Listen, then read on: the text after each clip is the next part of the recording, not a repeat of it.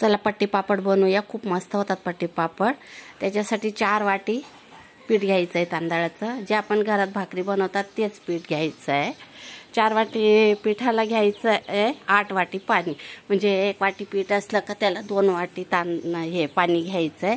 असं 4 वाटीला मी 8 वाटी पाणी टाकलेलं आहे मस्तपैकी। आणि आता त्याच्यात टाकूया एक छोटासा चमचा सोडा खार। खूप छान होतात हे पापड, आमच्या घरात खूप आवडीने खातात।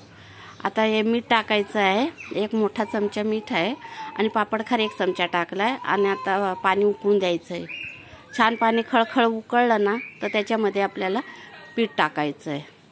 सगळं पीठ टाकून द्यायचं आहे आणि वरनं झाकण ठेवून शिजून घ्यायचं आहे पिठाला। छान उकळी फुटेपर्यंत आता आपण सगळं पीठ पाण्यात बुडेपर्यंत शिजून घेऊया। याच्याने काय होतात पट्टी पापड जे आहेत खूप मस्त फुगतात छान। आता झालेलं शिजून आता आपण लाटण्याने का नाही हळू लाटण्याने पिठाला घोटून घ्यायचं आहे।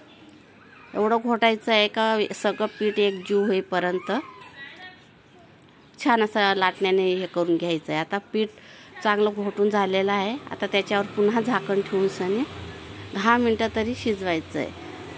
शिजून झालेलं पीठ मस्तपैकी झाकण ठेवून आता झालेत बघा, शिजून घेतलेले 10 मिनिटं शिजून झालेलं आहे। आणि आता सोरे घ्यायचं आहे, त्याला पाणी लावायचं आहे आणि पीठ टाकायचं आहे मस्तपैकी गोळा करून। आणि आता चला टेरेसवर जाऊया।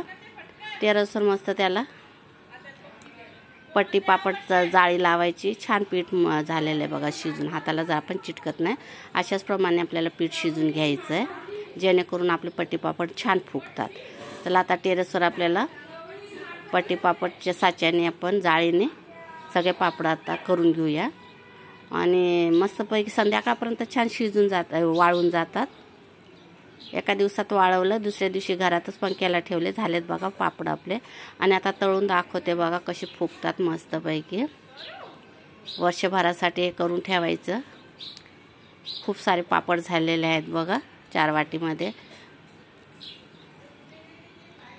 चला आता आपण असे बनवून घेऊया, तळून घेऊया पापड। थोड्याशा तेलामध्ये पण होऊन जातात,